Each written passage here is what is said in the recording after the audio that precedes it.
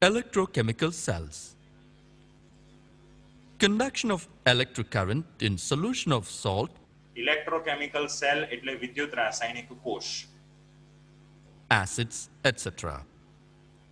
The divided chemical energy changes to electrical energy is called electrochemical cell or voltaic cell or galvanic cell.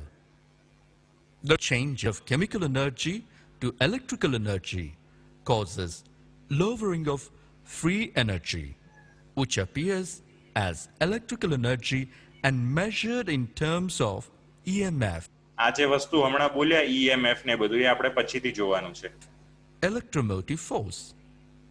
In an electrochemical અહીંયા કાલે આપણે જે વિદ્યુત રાસાયણિક કોષ જોયો તો એની પ્રેક્ટિકલ એક આકૃતિ આપેલી છે જેમાં આપણને બે બીકર દર્શાવેલા છે. એક બાજુ ઝિંકની પટ્ટી છે, એક બાજુ કોપરની પટ્ટી છે. બંનેને ક્ષાર સેતુ મારફતે આ રીતે આમ જોડેલા છે. ઊંધા યુ આકારની જે ક્ષાર સેતુની નળી છે એ અહીંયા આપણને આપેલી છે. બરાબર, એના દ્વારા બંને બીકરના દ્રાવણોની વિદ્યુતીય તટસ્થતા જળવાય છે. cell, chemical reaction takes place in two compartments, each of which is called a half cell and contains જો શું કીધું, જે બંને ભાગ છે અલગ અલગ ભાગ ગઈકાલે આપણે ચર્ચા કરી હતી. આટલા ભાગને કહેવાય અર્ધકોષ એટલે કે હાફ સેલ, અને આ બીજો બીકર વત્તા પટ્ટી એને કહેવાય હાફ સેલ એટલે કે અર્ધકોષ.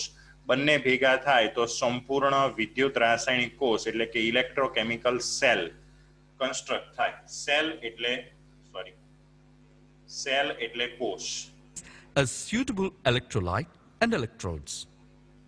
The two compartments are connected through an inverted U-shaped tube containing a mixture of agar-agar jelly and an electrolyte like KCN, potassium cyanide or KNO3. જે અંદર આપણે ક્ષાર સેતુની અંદર ક્ષાર અલગ અલગ ભરીએ છીએ એના આપણને અહીંયા ઉદાહરણ આપેલા છે, જેમ કે KCN, KNO3, NH4NO3. બરાબર. ક્ષાર સેતુને ઇંગ્લિશમાં કહેવાય salt bridge. Potassium nitrate or NH4NO3, ammonium nitrate, is called salt bridge. Salt bridge connects the two half cells. Bridge connect. Salt bridge called salt bridge. જો હમણાં ઝિંકની પટ્ટીમાંથી ઇલેક્ટ્રોન નીકળશે. Salt bridge connects the two half cells. કોપરની પટ્ટી It બાજુ ગયો. prevents transference of the solution from cell to another, help to maintain electrical neutrality in the half cells, prevents accumulation of changes, prevents liquid junction potential. The salt bridge can be replaced by a porous partition like paper strip, clay porous pot, unglazed porcelain or આ ક્ષાર સેતુને બદલે પણ બીજી વસ્તુ વાપરી શકાય. કીધું છે અહીંયા, પણ આપણી બુકમાં એવું કશું આપેલું છે નહીં, અધરવાઇઝ વાપરી શકાય. asbestos fiber. The electrochemical cells can be reversible or irreversible. એક વસ્તુ અહીંયા એક કીધી આપણને કે જે ઇલેક્ટ્રોકેમિકલ સેલ છે ઇટ્સ અ રિવર્સિબલ ઓર ઇરરિવર્સિબલ. મતલબ કે આ જે વિદ્યુત રાસાયણિક કોષ છે એ પ્રતિવર્તી પણ હોઈ શકે, અપ્રતિવર્તી પણ હોઈ શકે. પ્રતિવર્તી એટલે શું, તો ગઈકાલે આપણે આ ડેનિયલ કોષની અંદર થતી આખી પ્રક્રિયા જોઈ હતી. બે રિડક્શન અર્ધ પ્રક્રિયાઓનો સરવાળો મેં બોર્ડ ઉપર કર્યો હતો અને એની અંદરથી આપણે આખી પ્રક્રિયા જોઈ હતી, જેમાં Zn+2 માં અને Cu+2 એ Cu માં ફેરવાતું હતું. તો આ પ્રક્રિયા બંને દિશામાં થઈ શકતી હોવાથી એને પ્રતિવર્તી રિવર્સિબલ કહી શકાય. અમુક પ્રક્રિયા કોઈ એક જ દિશામાં શક્ય હોય તો એને આપણે ઇરરિવર્સિબલ એટલે કે અપ્રતિવર્તી કહીએ. તો જે પ્રમાણેની આપણે પટ્ટી, જે પ્રમાણેનું દ્રાવણ લીધું હોય એ પ્રમાણેની પ્રક્રિયા અંદર પ્રતિવર્તી અથવા તો અપ્રતિવર્તી થશે.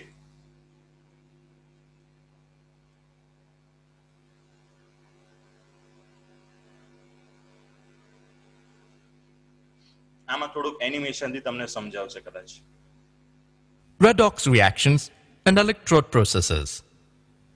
The experiment corresponding to reaction can also be observed if zinc rod is dipped in copper sulfate solution. ગઈ વખતે રેડોક્સ ચેપ્ટરની અંદર આ વસ્તુનો પ્રયોગ અથવા તો પ્રેક્ટિકલી નહીં પણ થિયરિટિકલી મેં સમજાવ્યું હતું કે કોપર સલ્ફેટના દ્રાવણમાં ઝિંકની પટ્ટી મૂકતા જે પ્રક્રિયા થતી હતી એ રેડોક્સ ચેપ્ટરમાં મેં તમને શીખવાડી હતી. અહીંયા એનાથી શરૂઆત કરે છે. The redox reaction takes place, and during the reaction, જો હમણાં શું થયું ફરી એકવાર તમને બતાવું. પેલો ઝિંકનો સળિયો હતો એમાંથી 2 ઇલેક્ટ્રોન નીકળશે. 2 ઇલેક્ટ્રોન નીકળે એટલે Zn+2 માં ફેરવાય અને એ 2 ઇલેક્ટ્રોન સ્વીકારી Cu+2 જે અત્યારે તમને સ્ક્રીન ઉપર દેખાય છે એ Cu તટસ્થ ઘન સ્વરૂપમાં ફેરવાશે. solution. જો ઝિંકના The redox reaction takes place, and during the reaction, zinc is oxidized to zinc ions, એટલે પેલો સળિયો હતો ને એના ઉપર બ્રાઉન કલરનું તાંબુ એટલે કે કોપરનું એક પડ ચડ્યું અને દ્રાવણનો વાદળી રંગ દૂર થયો. આવું આપણે 11મા ધોરણમાં ભણ્યા હતા. and copper ions are reduced to metallic copper due to direct transfer of electrons from zinc to copper ion. Now, we modify the experiment in such a manner that for the same redox reaction, transfer of electrons takes place indirectly. Zn plus Cu gives Zn2 plus Cu. Now, we put the beaker. જો આપણી જોડે અહીંયા ક્ષાર સેતુ પણ તમને દેખાતો હશે. 2 beaker, એમાં ઝિંકની પટ્ટી, આ બાજુ કોપરની પટ્ટી, વચ્ચે આટલું ક્ષાર સેતુ જે પારદર્શક નળી જેવું તમને દેખાય છે. એની અંદર ક્ષાર પણ ભરેલો છે એ પણ તમને દેખાય છે અને તારથી બંનેને જોડેલા છે. Containing copper sulfate solution and the beaker containing zinc sulfate solution side by side. We connect solutions in 2 beakers by a salt bridge. A U-tube containing solution of potassium chloride or ammonium nitrate usually solidifies by boiling with agar-agar and later cooling to a jelly-like substance. This provides an electric contact between the 2 solutions. જો પેલો NO3 minus ion ડાબી બાજુ નીચેની સાઈડે arrow મારે મતલબ કે એ આપણા ડાબી બાજુના ઝિંક વાળા બીકરમાં જશે અને ધન વીજભારને તટસ્થ કરશે અને જમણી બાજુ જે K+ ગુલાબી કલરનો છે એ જમણી બાજુના બીકરમાં જ્યાં સલ્ફેટને લીધે ઋણ વીજભાર વધી ગયો છે એને બેલેન્સ કરશે. Without allowing them to mix with each other. The zinc and copper rods are connected by a metallic wire with a provision for an ammeter and a switch. When the switch in either of the beakers and no current flows through the metallic wire, reaction takes place in either of the beakers and at the interface of the metal and its salt solution in each beaker. Both the reduced and oxidized forms of the same species are present. These represent the species in the reduction and oxidation half reactions. A redox couple is defined as having together the oxidized and reduced forms of a substance taking part in an oxidation or reduction half reaction by separating its form by a vertical line of phase. Example, solid or solution. Example, Zn2 plus or Zn and Cu2 plus or Cu. As soon as the reaction 1, the transfer of does not take place directly from Zn to C, connecting the 2 solution in ions as taking part in action is carried out is said to be the standard electrode potential. Okay. Done? તો આટલું આપણે ગઈકાલે જોયું હતું. આજે એનથી આગળ થોડુંક આપણે જવાનું છે વિદ્યુત રસાયણ ચેપ્ટરમાં કે વિદ્યુત રસાયણ એ શું છે, વિદ્યુત રાસાયણિક કોષ કોને કહેવાય એ બધી આપણે ચર્ચા કરી લીધી. હવે એ વિદ્યુત રાસાયણિક કોષને આપણે એક બેટરી સમજવાનો. બેટરી એટલે ગઈકાલે પણ મેં તમને વાત કરી હતી કે વિદ્યુત રાસાયણિક કોષ એ એક એવું ઉપકરણ છે, એવી ગોઠવણી છે કે જેના દ્વારા રાસાયણિક ઉર્જાનું વિદ્યુત ઉર્જામાં રૂપાંતર થતું હોય છે. એટલે આપણે જે બેટરીમાં પેલા રિમોટ કંટ્રોલમાં કે બધામાં સેલ વાપરીએ છીએ એમાં પણ કંઈક એ જ રીતનું થતું હોય. એટલે એ પણ એક જાતના વિદ્યુત રાસાયણિક કોષ જ છે. હવે ઘણીવાર આ આપણે સાદા જે પેન્સિલ સેલ હોય છે નિપ્પો કે પેનાસોનિક એના, એ પેન્સિલ સેલ એકવાર વાપરી અને આપણે ફેંકી દઈએ છીએ. પણ અમુક જે સેલ એવા હોય છે બેટરીઓ, એને આપણે ફરી રિચાર્જ કરી શકીએ છીએ. ઉદાહરણ તરીકે આપણા મોબાઈલની બેટરી અત્યારે કાઢીને ચેક ના કરતા, નતર આ લાઈવ તમારું લેક્ચર બંધ થઈ જશે. તમારા મોબાઈલમાં જે બેટરી હોય છે એ પણ એક જાતનો વિદ્યુત રાસાયણિક કોષ જ હોય છે. જો તમે જે પણ ફોન તમારી પાસે છે એના વિશે નેટ પર સર્ચ કરો ને તો એની અંદર ઘણીવાર આવે અત્યારના લેટેસ્ટ ફોનમાં લિથિયમ આયન પોલિમર બેટરી, મતલબ કે એની અંદર કોઈક જાતના રસાયણો ભરેલા છે. શું પ્રક્રિયા થતી હોય એની ડિટેલમાં આપણે નથી જવું, પણ એ જે બેટરી છે મોબાઈલની એ એક જાતનો વિદ્યુત રાસાયણિક કોષ જ છે કે જેમાં રસાયણો વચ્ચે પ્રક્રિયા થઈ અને વિદ્યુત ઉર્જા ઉત્પન્ન થાય છે. પણ અમુક જે છે વિદ્યુત રાસાયણિક કોષ એટલે કે આપણી જે બેટરી, એને આપણે એકવાર વાપર્યા પછી ફેંકી દઈએ છીએ, એટલે કે નોન રિયુઝેબલ. અને અમુક બેટરીમાં ફરીવાર આપણે રિચાર્જ કરી ફરીવાર વાપરી શકીએ છીએ, ગમે એટલી વાર રિચાર્જ કરી શકીએ છીએ. તો આવા જે વિદ્યુત રાસાયણિક કોષ છે એમાં અમુક કોષ હમણાં જ આપણે જોયું કે એમાં થતી પ્રક્રિયાઓ પ્રતિવર્તી પણ હોય, અપ્રતિવર્તી પણ હોય. એટલે જે વિદ્યુત રાસાયણિક કોષમાં પ્રક્રિયા બંને દિશામાં થઈ શકે એટલે કે પ્રતિવર્તી હોય, તો આપણે રિચાર્જ કરી શકીએ એને અને એને ફરી પાછા વાપરી શકીએ. પણ અમુકમાં કેવું હોય કે એકવાર તમે એ જે વિદ્યુત રાસાયણિક કોષ એટલે કે આપણી બેટરી સેલ વાપરી નાખ્યો એટલે એમાં જે પણ પ્રક્રિયા થઈ હશે એ પ્રતિવર્તી નહીં હોય, બંને દિશામાં નહીં થતી હોય, એક જ દિશામાં થઈ. જે દિશામાં થઈ એ પ્રક્રિયા દરમિયાન રાસાયણિક ઉર્જાનું વિદ્યુત ઉર્જામાં રૂપાંતર થયું, વાર્તા પતી ગઈ, રાત ગઈ બાત ગઈ, એટલે બેટરી પછી ફેંકી દેવાની.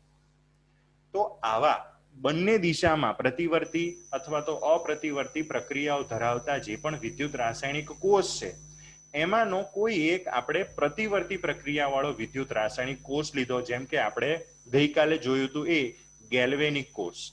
Zn ની પટ્ટી ZnSO4 નું દ્રાવણ, કોપરની પટ્ટી CuSO4 નું દ્રાવણ. પટ્ટી અને દ્રાવણ બંનેને ભેગા હોય તો આપણે એને અર્ધકોષ કહીએ છીએ. એકલી પટ્ટી એને આપણે વિદ્યુત ધ્રુવ કહીએ છીએ. એ એનોડ પણ હોય, કેથોડ પણ હોય. આપણે આપણા આ ડેનિયલ કોષને બહાર બીજી કોક બેટરી સાથે જોડવાનો છે. ડેનિયલ કોષ એટલે અત્યારે હવે થોડુંક એવું સમજજો કે એ એક જાતની બેટરી છે, પેલો સેલ, અને એને કોક બીજા સેલ સાથે જોડવાનો છે. એ સેલ પાછો કેવો કે એનો વોલ્ટેજ વધારી ઘટાડી શકાય. જો તમે જોયું હોય ને તો તમારે જે પેલા પેન્સિલ સેલ છે ને એના ઉપર જો થોડાક મોટી સાઈઝના હોય તો 1.5 વોલ્ટ, 1.5, 1.5 વોલ્ટનો હોય, અને અમુક એના કરતા પાતળા આવે ને એ 1.1 વોલ્ટના હોય. એ એનો વોલ્ટેજ દર્શાવે છે. આગળ આની આપણે ચર્ચા કરીશું. તો એ જે વોલ્ટેજ છે એ વોલ્ટેજમાં બહારથી જે હું બેટરીથી એને જોડું છું એનો વોલ્ટેજ હું ફરક પાડી શકું છું, ચેન્જ કરી શકું છું. શું કરવાનું છે?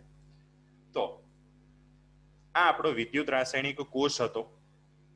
હવે એ વિદ્યુત રાસાયણિક કોષ એમાં આપણે આ જે વોલ્ટેજમાં ફરક કરવાનો છે એની પહેલા એક વસ્તુ ગઈકાલે બાકી રહી ગઈ હતી, એની આપણે ચર્ચા કરી લઈએ કે આપણે જે વિદ્યુત રાસાયણિક કોષની ગઈકાલે રચના કરી હતી ડેનિયલ કોષ, એમાં આપણે 2 બીકર લીધા હતા. એમાં 2 જલીય દ્રાવણ હતા.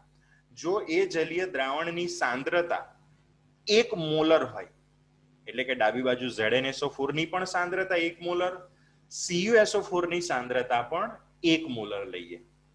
બીજી વસ્તુ, આ આખું જે સેટઅપ, આખી જે ગોઠવણી હતી, આખું ઉપકરણ 298 કેલ્વિન તાપમાન, STP જેને કહીએ, પ્રમાણિત પરિસ્થિતિ, એ 298 કેલ્વિન મેં રાખી હોય. હવે અહીંયા આપણે શું કર્યું હતું તો કે એક પટ્ટી એને એક દ્રાવણમાં ડૂબાડીને રાખી હતી.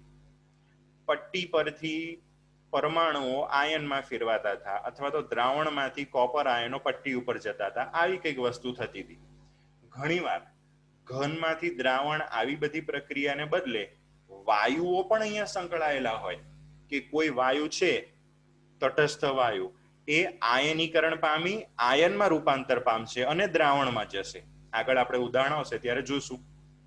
તો આવી રીતે જ્યારે કોઈક વાયુ અંદર સંકળાયેલો હોય, કેવી રીતે આ બધો વાયુ ને બધું આવે એ બધું આગળ જોઈશું ધીમે ધીમે, પણ ધારો કે કોઈક વાયુ અહીંયા પ્રક્રિયામાં સંકળાયેલો છે, તો 3 કન્ડિશન મારી પાસે થઈ. પહેલી, જેટલા પણ કઈ બંને દ્રાવણો છે, બંને દ્રાવણોની સાંદ્રતા 1 મોલર. સેકન્ડ થિંગ, તાપમાન 298 કેલ્વિન. અને જે વાયુ જો આની અંદર ક્યાંક સંકળાયેલો હોય તો એ વાયુનું જે દબાણ છે એ વાતાવરણના દબાણ જેટલું, એટલે કે એક વાતાવરણ અથવા તો 1 બાર. આવી પરિસ્થિતિમાં જે કોઈ પણ વિદ્યુત રાસાયણિક કોષ હોય એને પ્રમાણિત કોષ કહેવાય. તો પ્રમાણિત વિદ્યુત રાસાયણિક કોષ અથવા પ્રમાણિત કોષ એટલે શું? તો જેમાં આખું સેટઅપ એટલે કે બધી પ્રક્રિયા 298 કેલ્વિન તાપમાને થતી હોય. જે પણ કોઈ દ્રાવણો છે એ 1 મોલર સાંદ્રતા અથવા 1 મોલ પ્રતિ લિટર સાંદ્રતા વાળા, અને જો વાયુ સંકળાયેલો હોય તો વાયુનું દબાણ 1 બાર હોય. આ પરિસ્થિતિની અંદર જે કોષ હોય, જે કોષમાં આવી પ્રક્રિયા થતી હોય એને પ્રમાણિત કોષ અથવા પ્રમાણિત વિદ્યુત રાસાયણિક કોષ કહેવામાં આવે છે. જો આ ત્રણમાંથી એક પણ કન્ડિશન ફોલો ના થઈ તો એને પ્રમાણિત કોષ ના કહેવાય, એને બિન પ્રમાણિત કોષ કહેવાય. હવે આગળ હમણાં મેં તમારી સાથે જે ચર્ચા કરીએ, આપણા ડેનિયલ કોષ વિદ્યુત રાસાયણિક કોષને કોક બીજા કોષ, કોક બીજી બેટરી એની સાથે જોઈન્ટ કરવાનું છે. કેવી રીતે? તો પેલા ડેનિયલ કોષમાંથી જે 2 વાયર નીકળતા હતા એ વાયર સાથે બીજી બેટરીના વાયર જે છે એને જોઈન્ટ કરી દેવાના. પણ એ બેટરી કેવી હતી ખબર? એનો વોલ્ટેજ હું વધારી ઘટાડી શકું. આવે ઘણા સાધનો. આપણો જે ડેનિયલ કોષ હતો વિદ્યુત રાસાયણિક કોષ, એનો વોલ્ટેજ જેને પછીથી આપણે કોષ પોટેન્શિયલ કહીશું, એ વોલ્ટેજ અથવા કોષ પોટેન્શિયલ ફિક્સ છે 1.1 વોલ્ટ. મને કેવી રીતે ખબર પડી? તમને પણ ખબર પડી જશે, આગળ બધી ગણતરી આવવાની છે. તો આપણા ડેનિયલ કોષનો વોલ્ટેજ હતો 1.1 વોલ્ટ. એને બીજી બેટરી સાથે જોઈન કરેલો છે. અહીંયા કઈ જગ્યાએ દર્શાવેલું છે તો હું તમને બતાવું. જો આટલો આપણો સાદો ડેનિયલ વિદ્યુત રાસાયણિક કોષ, અને એને બહારથી બીજી કોક બેટરી સાથે જોઈન્ટ કરેલો છે વાયર દ્વારા. આપણા ડેનિયલ કોષનો વોલ્ટેજ કેટલો? તો કે 1.1 વોલ્ટ ફિક્સ. અને બહારની બેટરીનો વોલ્ટેજ તો કે બદલી શકું. બહારની બેટરીનો જે વોલ્ટેજ, એ વોલ્ટેજને આપણે પછીથી પોટેન્શિયલ કહીશું, કોષ પોટેન્શિયલ અથવા તો ખાલી પોટેન્શિયલ. એની સંજ્ઞા આપણે વાપરીએ ઈ, કેપિટલ ઈ, એટલે કે કોષ પોટેન્શિયલ. ડેનિયલ કોષ સિવાયનો બીજો બાહ્ય કોષ છે, એક્સટર્નલ સેલ, એટલે એને માટે સંજ્ઞા વાપરી ઈ એક્સટર્નલ, એટલે કે બાહ્ય કોષનો પોટેન્શિયલ ઈ એક્સટર્નલ, જેનામાં હું ફેરફાર કરી શકું છું. 1.1 વોલ્ટ જેટલો પણ રાખું, એના કરતા ઓછો પણ રાખું, એના કરતા વધારે પણ ગમે તે ફેરફાર કરી શકું. તો આ ત્રણ પરિસ્થિતિમાં જોવાનું છે કે શું થાય છે. પહેલી કન્ડિશન એટલે કે તમારી ચોપડીમાં આપેલી આકૃતિ નંબર A. શું છે એમાં? તો કે બહારની જે બેટરી છે એનો વોલ્ટેજ, એનો પોટેન્શિયલ ઈ એક્સટર્નલ આપણા ડેનિયલ કોષના પોટેન્શિયલ 1.1 વોલ્ટ કરતા ઓછો છે. બરાબર? એને ઉદાહરણ તરીકે તમારે સમજવું હોય તો એવું સમજી લેવાય. આપણો ડેનિયલ કોષ એટલે જે પેલો આપણો નોર્મલ રિમોટ કંટ્રોલની અંદર થોડાક જાડા સેલ આવે છે ને 1.5 વોલ્ટ વાળા, એ. હવે એ સેલને આપણે બીજા સેલ સાથે જોઈન્ટ કર્યો, પણ એ સેલ બહારથી જે જોઈન્ટ કર્યો ને એનો વોલ્ટેજ આપણા વોલ્ટેજ કરતા ઓછો છે, 1.5 વોલ્ટ કરતા ઓછો. બરાબર? એટલે થશે શું? જો અહીંયા એ લોકોએ આપણને લખીને આપેલું છે, જો ગેલ્વેનિક કોષમાં બાહ્ય વિરુદ્ધ પોટેન્શિયલ લાગુ પાડીએ તો, અને ધીમે ધીમે વધારતા જઈએ તો, બહારથી બીજી બેટરીને જોઈન્ટ કરવાની અને એનો વોલ્ટેજ ધીમે ધીમે વધારવાનો. જો એક લાઈન તમને એટલે સમજાવું છું કે કન્સેપ્ટ છે આના બેઝ પર, અને આ વખતની JEE ની એક શિફ્ટ એક્ઝામની એક શિફ્ટની અંદર આ પૂછાયું હતું પણ ખરું. બેઠી આ જ વસ્તુ. બરાબર? તો આપણે બેટરી બીજી સાથે જોઈન કરી અને એનો વોલ્ટેજ ધીમે ધીમે વધારતી ગયા. તો શું જણાયું? તો આપણને એવું જણાયું કે જ્યાં સુધી બાહ્ય વિરુદ્ધ પોટેન્શિયલ 1.1 વોલ્ટ થશે નહીં ત્યાં સુધી પ્રક્રિયા ચાલુ રહેશે, અને પ્રક્રિયા સંપૂર્ણ રીતે બંધ થશે નહીં, અને કોષમાંથી પ્રવાહ વહેવાનો બંધ થશે નહીં. એટલે જો મારી બહારની બેટરીનો વોલ્ટેજ મારા ડેનિયલ કોષ કરતા એટલે કે જેનો 1.1 વોલ્ટ છે એના કરતા એનો પોટેન્શિયલ એનો વોલ્ટેજ ઓછો હોય તો આપણા ડેનિયલ કોષમાં જે પ્રક્રિયા થતી હતી ને ગઈકાલે લખી હતી આપણે અને હમણાં પણ મેં એક લખી Zn વત્તા Cu+2 gives Zn+2 વત્તા Cu. આ જે પ્રક્રિયા છે એ પ્રક્રિયા ચાલુ જ રહેશે એટલે કે ઝિંકની પટ્ટી પરથી Zn+2 આયનો દ્રાવણમાં જશે અને કોપર બાજુ દ્રાવણમાંથી Cu+2 આયનો કોપરની પટ્ટી ઉપર જમા થશે. આ આપણી ડેનિયલ કોષની આપણા વિદ્યુત રાસાયણિક કોષની પ્રક્રિયા છે. જો બહારનો વોલ્ટેજ આપણા વોલ્ટેજ કરતા ઓછો હશે તો પ્રક્રિયા ચાલુ રહેશે. બરાબર? આટલી વસ્તુમાં કોઈને કોઈ ડાઉટ હોય તો મને પૂછી શકો છો. આ પહેલી કન્ડિશન. ચલો, એનીવન ઇઝ ડાઉટ? બોલો કુશલ.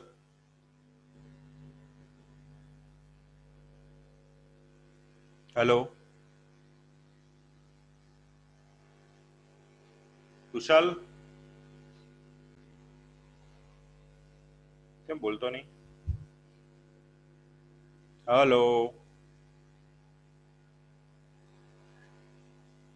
કુશલ, અવાજ નહીં આવતો.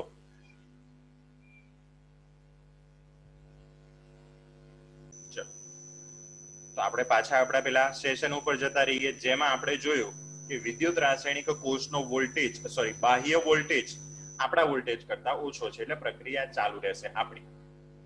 હવે સેકન્ડ કન્ડિશન, બહારની બેટરી મેં તમને કીધું કે એનો વોલ્ટેજ આપણે વધાર ઘટાડ કરી શકીએ છીએ. એ વધારતા સેકન્ડ કન્ડિશનની અંદર આકૃતિ નંબર બી માં આપણે એટલો વોલ્ટેજ વધાર્યો કે બહારની બેટરીનો વોલ્ટેજ અને આપણા ડેનિયલ કોષનો જે વોલ્ટેજ છે પોટેન્શિયલ એ બંને સેમ થઈ ગયા. આપણો કેટલો છે તો કે 1.1, બહારની બેટરીનો ઈ એક્સટર્નલ એ આપણા જેટલો જ થઈ ગયો. એટલે હવે શું થશે? જો નીચે લખેલું છે ઇલેક્ટ્રોન કે વિદ્યુત પ્રવાહ વહેશે નહીં અને રાસાયણિક પ્રક્રિયા થશે નહીં. એટલે કે જ્યારે આપણો અને બહારનો જે વોલ્ટેજ છે એ સેમ થઈ ગયા ત્યારે આપણી કોઈ પણ પ્રક્રિયા નહીં થાય, પુરોગામી નહીં થાય, પ્રતિગામી નહીં થાય, પ્રક્રિયા સ્ટોપ. એટલે આપણા કોષમાંથી વિદ્યુત પ્રવાહ ઉત્પન્ન થતો બંધ, કેમ કે ઇલેક્ટ્રોનનો પ્રવાહ જ બંધ થઈ ગયો. તો બંને બાજુ બેલેન્સ થઈ ગયું. હવે આ થઈ આપણી સેકન્ડ કન્ડિશન. હવે છેલ્લી લાસ્ટ ત્રીજી કન્ડિશન, જો બહારની બેટરી એટલે કે બહારના કોષનો જે પોટેન્શિયલ છે વોલ્ટેજ એ આપણા કરતા વધી ગયો, 1.2 વોલ્ટ 1.5 વોલ્ટ એવો વોલ્ટેજ થઈ ગયો, આપણા 1.1 કરતા વધી ગયો, તો શું થશે? બાહ્ય પોટેન્શિયલમાં હજુ પણ વધારો કરવામાં આવે તો પ્રક્રિયા ફરી શરૂ થશે. પહેલા આપણી જે પ્રક્રિયા હતી ને ડેનિયલ કોષની એ નોર્મલ થતી હતી, પછી બંનેના સેમ થઈ ગયા ને એટલે પ્રક્રિયા અટકી ગઈ. હવે જ્યારે બહારની બેટરીનો વોલ્ટેજ વધી ગયો ત્યારે પ્રક્રિયા પાછી શરૂ થશે, પણ એક ખાસ નોંધવા જેવી વસ્તુ, પ્રક્રિયા વિરુદ્ધ દિશામાં થશે. એટલે આપણી જે નોર્મલ પ્રક્રિયા તમારી ચોપડીમાં પણ કદાચ આપી હોય અથવા તો ગઈકાલે તમે લખી હોય Zn+Cu+2 gives Zn+2 Cu, એ પ્રક્રિયા હવે ઊંધી થશે. હવે ઊંધી થશે તો એમાં થશે શું? મને એ વિદ્યુત રાસાયણિક કોષની પેલી જે બીકરવાળી આકૃતિ હતી એમાં કેવું દેખાશે કોઈ મને કહી શકે પ્રેક્ટિકલી? પ્રક્રિયા ઊંધી થાય તો ચલો ફટાફટ, કન્સેપ્ટ પ્રોપર સમજ્યા હોય તો ખબર પડશે ને તો ઉપરથી જશે. બહારનો વોલ્ટેજ મારા વોલ્ટેજ કરતા વધી ગયો, પ્રક્રિયા શરૂ થઈ, પાછી બરાબર હતા બંને ત્યારે અટકી ગઈ હતી, પાછી શરૂ થઈ, ઊંધી થઈ, તો શું થશે? આ પ્રિન્સ કોણ છે? આપણે એન્ટ્રી નહીં આપી. તન્નુબેન બોલો. એનોડ અને કેથોડના સ્થાન ચેન્જ થઈ જશે. તો શું થશે? એટલે મને દેખાશે શું એ વિદ્યુત રાસાયણિક કોષમાં? રીટા કોણ છે? વિદ્યુત પ્રવાહ ઉલટાઈ જશે ને. વિદ્યુત પ્રવાહ ઉલટાઈ જશે તો શું થશે? પણ બીજું કઈ બરાબર છે?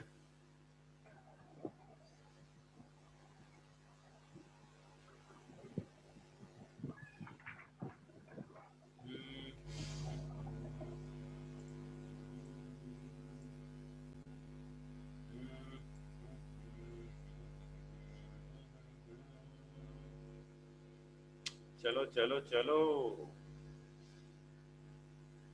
ઓકે, જો અહીંયા એવું થશે કે બહારનો વોલ્ટેજ આપણા વોલ્ટેજ કરતા વધારતા પ્રક્રિયા ફરી શરૂ થશે અને ઊંધી થશે. ઊંધી પ્રક્રિયા એટલે જો તમને બતાવું, આપણી નોર્મલ પ્રક્રિયા આવી હતી. Zn plus Cu plus 2 gives Zn plus 2 વત્તા Cu, એટલે કે Cu plus 2 Cu માં અને Zn plus 2 માં ફેરવા દો. ઊંધી પ્રક્રિયા થઈ એટલે શું થશે જો તમને બતાવું. ઊંધી પ્રક્રિયા થશે એટલે આ રીતનું થશે માર ભાઈ. શું થયું ઊંધી પ્રક્રિયામાં? Zn plus 2 Zn માં ફેરવાયા અને Cu plus 2 માં ફેરવાયા. તો તમારે હવે થોડુંક મગજમાં ઇમેજિનેશન કરવું પડશે આજના વિડીયો અને કાલની આકૃતિ પરથી, કે ડાબી બાજુના બીકરમાં જ્યાં Zn ઘન સ્વરૂપની પટ્ટી પરથી આયન સ્વરૂપે દ્રાવણમાં જતો હતો, હવે ઊંધું શરૂ થશે. દ્રાવણમાં જે Zn plus 2 આયનો ફરતા હશે એ બધા Zn plus 2 આયનો Zn માં રૂપાંતરણ પામી અને પેલી પટ્ટી ઉપર ચોંટવાનું શરૂ થશે. જે પટ્ટી પહેલા ખવાતી હતી, જેનું વજન ઘટતું હતું, એનું વજન હવે વધવા માંડશે. જમણી બાજુના બીકરમાં જેને આપણે કેથોડ તરીકે કહેતા હતા, તો એમાં ઊંધી પ્રક્રિયા થશે એટલે કે Cu plus 2 માં ફેરવાશે. ઊંધી પ્રક્રિયામાં તો એવું જ થાય ને, અહીંયા મેં તમને સમજાવ્યું. એટલે કે જે પેલી પટ્ટી ઉપર કોપરના પરમાણુઓ ચોંટ્યા હતા એ બધા ધીમે ધીમે હવે દ્રાવણમાં જવાનું શરૂ થશે. એટલે કે Cu plus 2 માં ફેરવાશે. એટલે આપણી જે પ્રક્રિયા હતી એ ઊંધી થઈ ગઈ અને આપણને જે દેખાતું હતું એ પણ ઊંધું થઈ ગયું. ડાબી બાજુના બીકરમાં પટ્ટી પરથી દ્રાવણમાં જતું હતું અને જમણી બાજુ દ્રાવણમાંથી પટ્ટી ઉપર જતું હતું. હવે ઊંધું થઈ ગયું.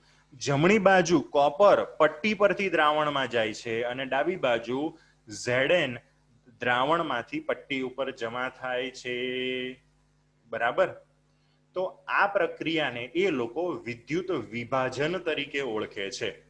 શું છે વિદ્યુત વિભાજન? કદાચ પહેલા તમે ભણ્યા હશો તો વસ્તુ ઠીક છે, તો તમારી મગજમાં આવે તો ઠીક, અધરવાઇઝ જ્યારે આ ચેપ્ટરમાં વિદ્યુત વિભાજન ટોપિક ચાલશે ત્યારે આ વસ્તુ તમને સમજાશે, ત્યારે હું તમને સમજાવીશ. તો 3 કન્ડિશન એવી મારી પાસે થઈ કે પહેલી કન્ડિશનમાં વોલ્ટેજ બહારનો ઓછો હતો તો આપણી નોર્મલ પ્રક્રિયા શરૂ રહી. બહારનો ને આપણો સરખો થઈ ગયો તો પ્રક્રિયા સ્ટોપ. અને જો બહારનો વોલ્ટેજ વધી ગયો તો પ્રક્રિયા ઊંધી થઈ. એટલે આપણા વિદ્યુત રાસાયણિક કોષમાં થતી પ્રક્રિયાઓ પર બાહ્ય વોલ્ટેજની પણ અસર થાય છે. બરાબર?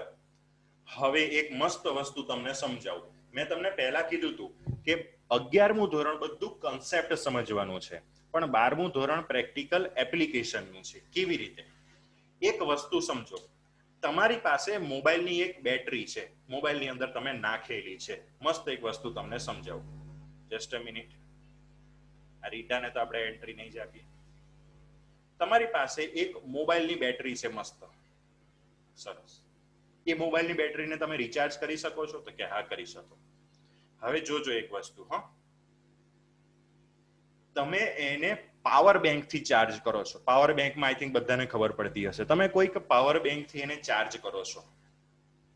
એ પાવર બેંક એટલે શું? એક જાતની બેટરી જ છે. આપણા મોબાઈલની બેટરી છે એવી પાવર બેંક પણ એક બેટરી છે.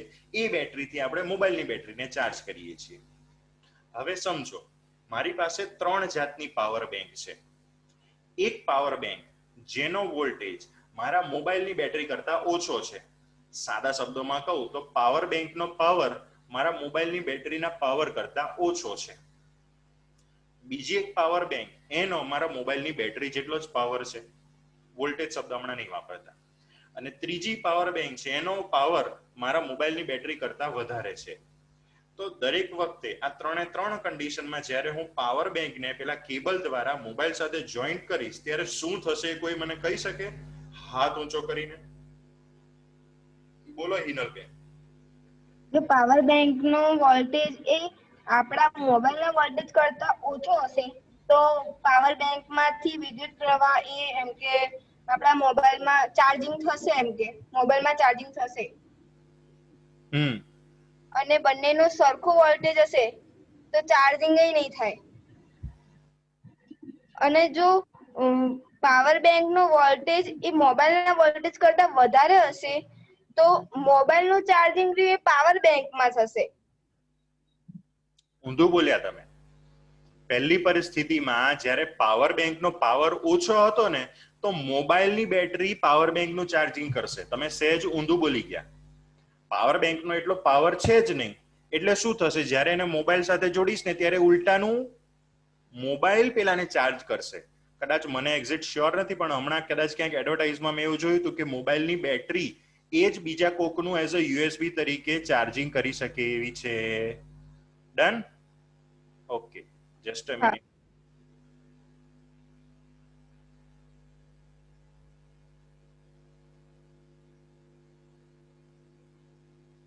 નીલ ભટ્ટ તો છે, આ બીજો કોણ નીલ આવે છે?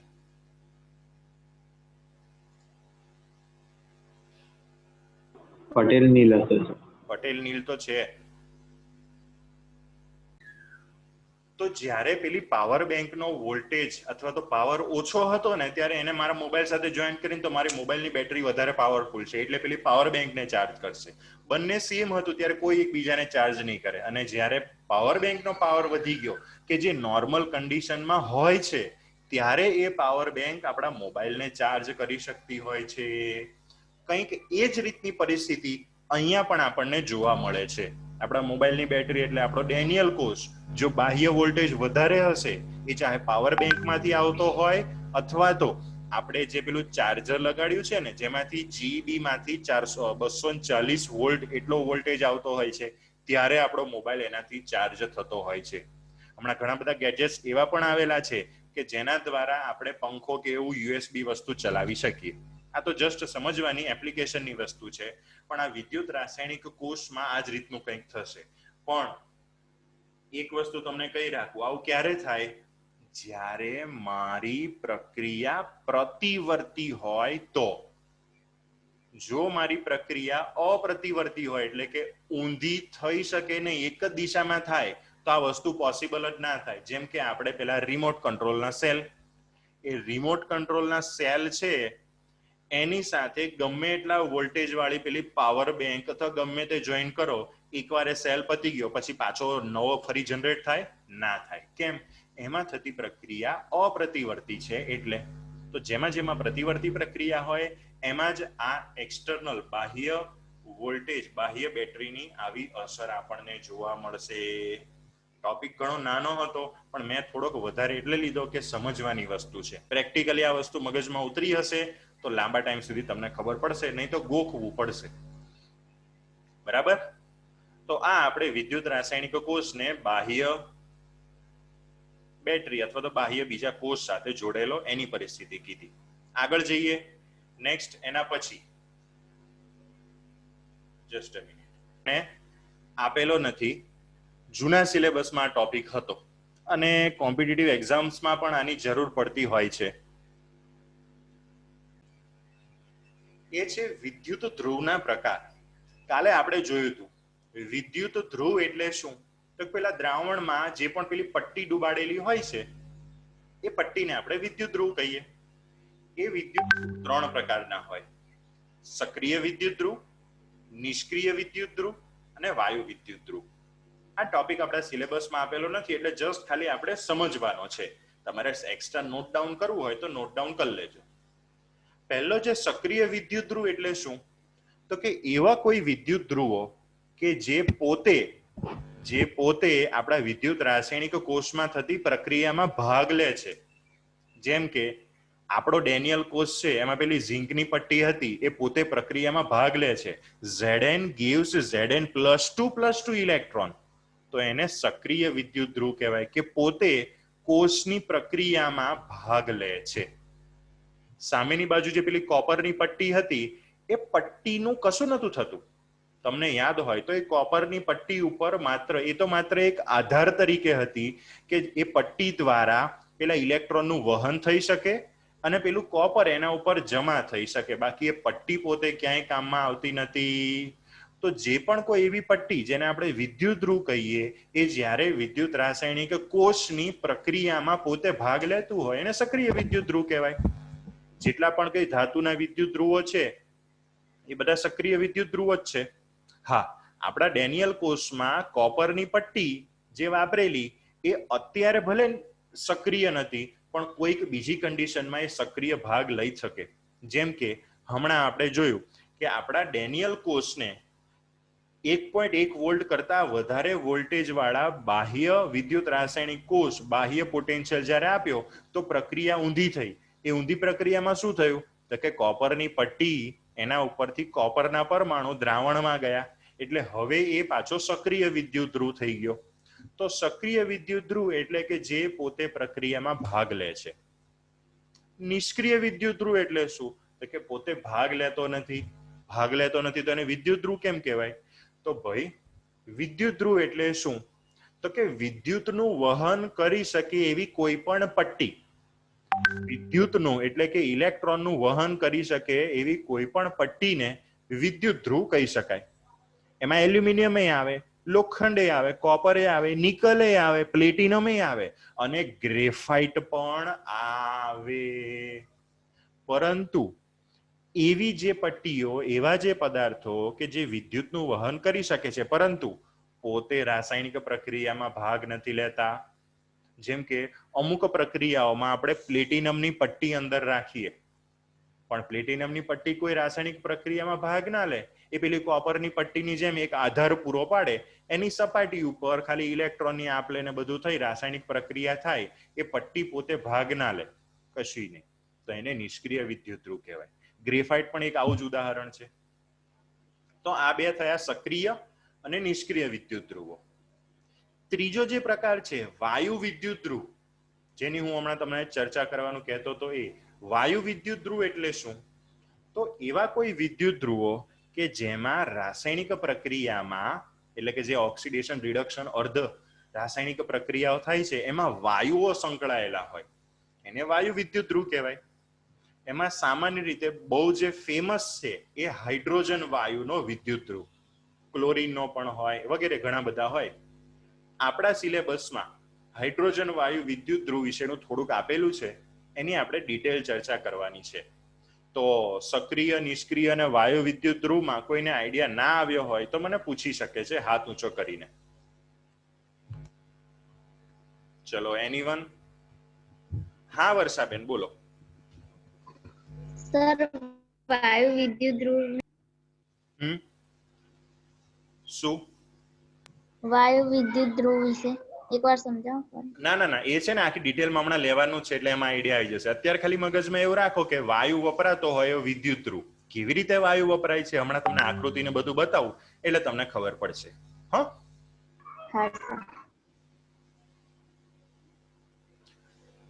ચલો આગળ જઈએ. નેક્સ્ટ આ રહ્યો તમારો હાઇડ્રોજન વાયુ વિદ્યુત ધ્રુવ. પણ આગળ શબ્દ શું મૂકેલો છે? પ્રમાણિત શબ્દ મૂકેલો છે. અને પ્રમાણિત શબ્દ આગળ જ આપણે ભણી ગયા. પ્રમાણિત એટલે શું તો જ્યારે આખી ગોઠવણી 298 કેલ્વિન તાપમાને હોય, દ્રાવણની સાંદ્રતા 1 મોલર હોય અને જો વાયુ હોય તો વાયુનું દબાણ 1 બાર હોય, તો તમારે ખાલી મને એવું કહેવું પડશે કે આ બે હાઇડ્રોજન વાયુ વિદ્યુત ધ્રુવની આકૃતિમાંથી કઈ આકૃતિ આપણી નવી ચોપડીમાં આપેલી છે? આઈ થિંક જમણી બાજુની હશે કે નહીં? હા સર. ઓકે, જમણી બાજુની આકૃતિ આપણને નવી ચોપડીમાં આપેલી છે, જૂની ચોપડીમાં આપણને ડાબી બાજુની આકૃતિ આપેલી છે. બંને ઓલમોસ્ટ સેમ જેવી જ છે. કઈ કન્ડિશન છે જો તમને બતાવું. એક બીકર લીધું છે, એ બીકરની અંદર એક દ્રાવણ ભરેલું છે. કેવું દ્રાવણ તો કે કોઈ પણ એસિડનું દ્રાવણ અથવા તો કોઈ પણ એવું દ્રાવણ કે જેમાંથી મને 1 મોલર H+ મળી શકે, એટલે કે H+ આયનની 1 મોલર સાંદ્રતા ધરાવતું દ્રાવણ.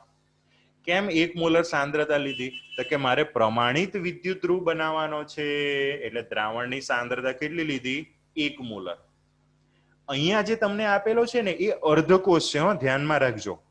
એ એક અર્ધકોષ છે, એને બીજા અર્ધકોષ સાથે જોડી અને આપણે આખો વિદ્યુત રાસાયણિક કોષ બનાવીશું. પરંતુ જે હાઇડ્રોજન વાયુ વિદ્યુત ધ્રુવ છે, અર્ધકોષ છે, એમાં માત્ર એક જ ભાગ લીધો છે. હવે એ દ્રાવણની અંદર શું કર્યું છે તો એ દ્રાવણની અંદર એક આ તમને પટ્ટી દેખાતી હશે. એ પટ્ટી પ્લેટિનમની છે. બહુ મોંઘી ધાતુ છે.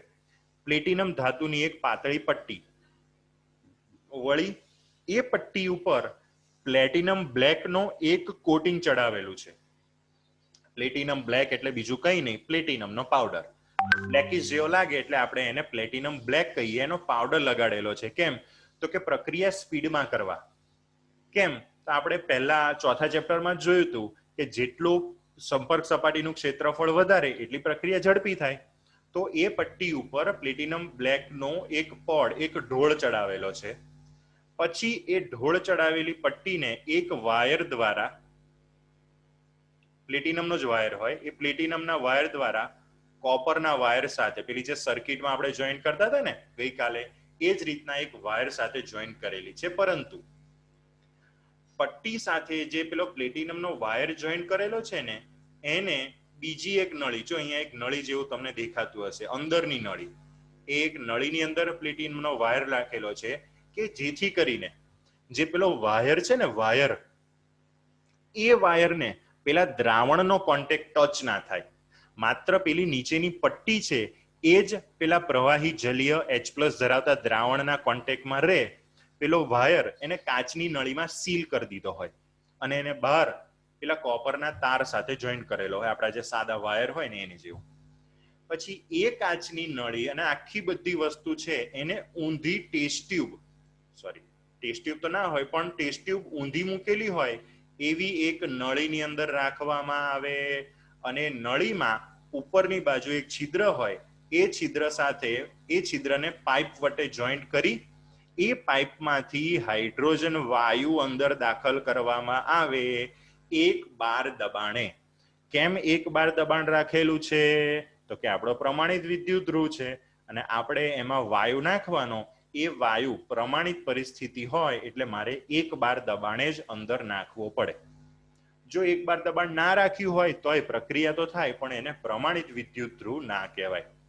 તો હવે આખી ગોઠવણી તમારા મગજમાં આવી હશે કે અહીંયા ઉપરથી હાઇડ્રોજન વાયુ અંદર દાખલ થાય, આ પાઇપમાંથી બધેથી થઈ અને નીચેની બાજુ જશે. દબાણપૂર્વક આવે છે એટલે નીચેની બાજુ જશે અને નીચેથી તમને અહીંયા આકૃતિમાં દેખાય છે એ રીતે પરપોટા સ્વરૂપે બહાર આવશે. લે, એક બાજુથી નાખે ને પરપોટા સ્વરૂપે બહાર આવીને બહાર ઉડી જાય તો શું કરવાનું આનું?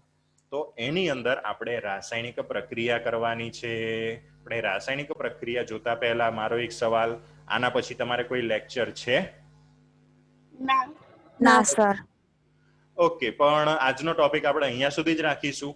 હાઇડ્રોજન વાયુ વિદ્યુત ધ્રુવ એના વિશે થોડીક વધારે ચર્ચા છે, એમાં આજનો લેક્ચર ઘણો લાંબો થઈ જશે. એટલે આ હાઇડ્રોજન વાયુ વિદ્યુત ધ્રુવ વિશેની ચર્ચા આપણે આવતીકાલના સેશનમાં કરીશું. બરાબર? સૌને જય સ્વામિનારાયણ.